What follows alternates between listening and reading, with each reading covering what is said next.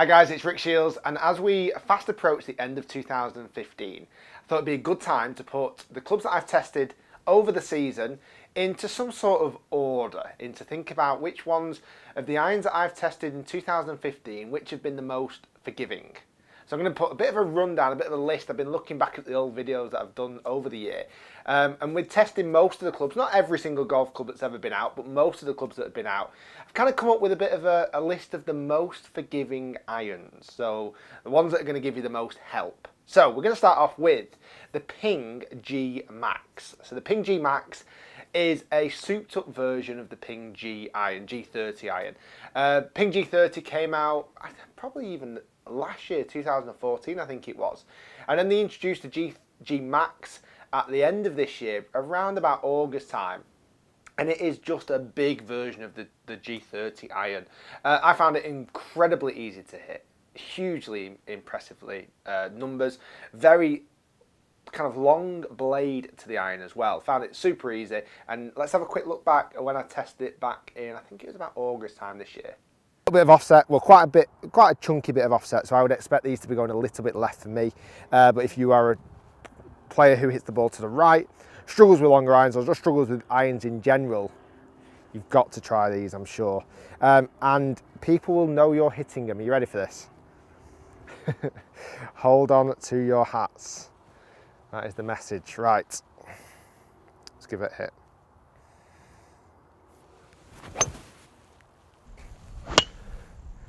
So it is literally up to space.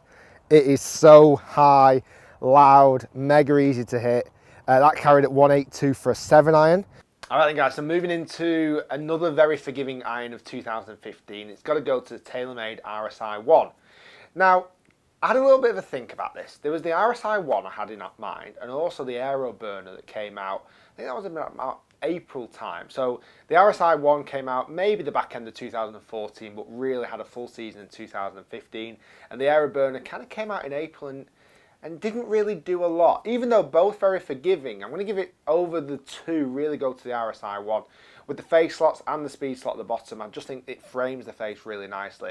Super easy forgiving iron to hit. It's also won an award, like it's some ceremony, but it was also featured in the longest iron video as well, so go and check that out if you've not seen the longest irons of 2015 video.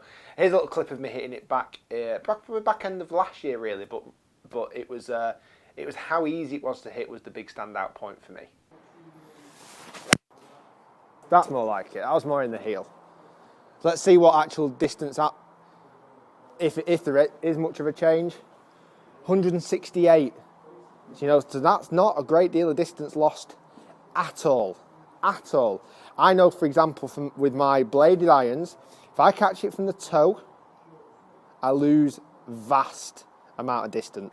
Okay, so moving into the next most forgiving iron, and it's one that again featured in the longest iron video. There seems to be a little bit of continuity between the longest and the most forgiving. I suppose with the bigger head, you're going to get more ammo behind the ball, and it's going to shoot that ball into space. It's the Nike Vapor Speed iron. So the Vapor Speed was the biggest, most forgiving iron that Nike made. I always find that Nike very forgiving irons are hugely successful and very, very easy to hit. They seem to make them just supercharged and go a long way and super easy to hit. So Nike Vapor Speed, I tested those out in Orlando, and we've got a little clip here of me testing it back then. I'm going to smash this. I feel like I'm absolutely going to kill it, which I am, I'm sure.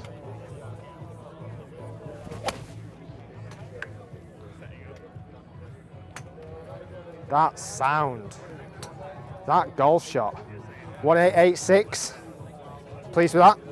It's the way it felt hard.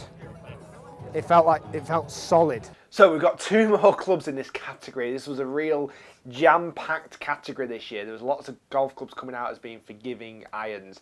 And this one, again, probably came out nearer to the back end of the year before, but has had a full season through 2014 and most of 2015. There's a new one just come out now, and that's the Titleist AP1. So we're going to call it the AP1 just in general, whether that's the 714 or the 716, which I've tested more recently.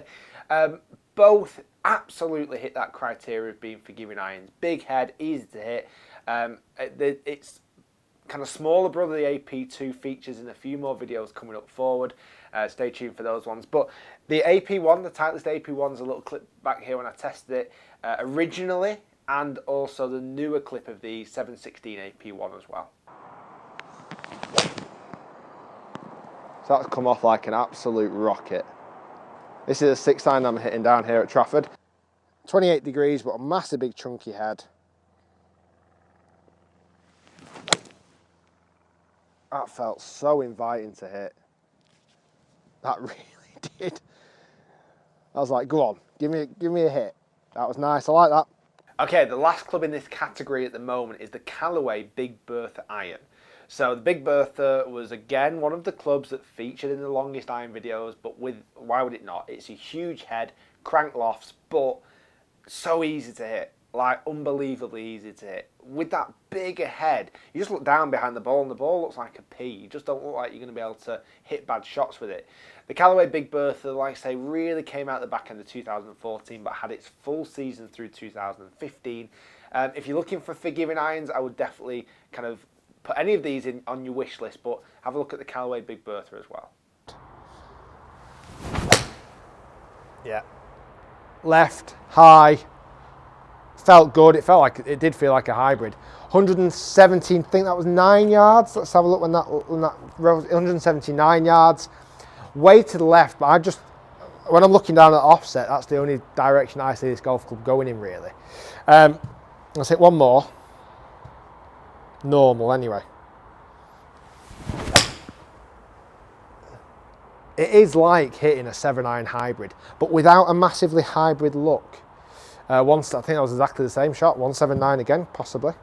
Right guys, hopefully that's kind of rounded up the most forgiving irons of 2015. There was 5 clubs in that category, and I probably could have put a few more in there as well, but wanted to try and condense it to what I would see as being the top 5.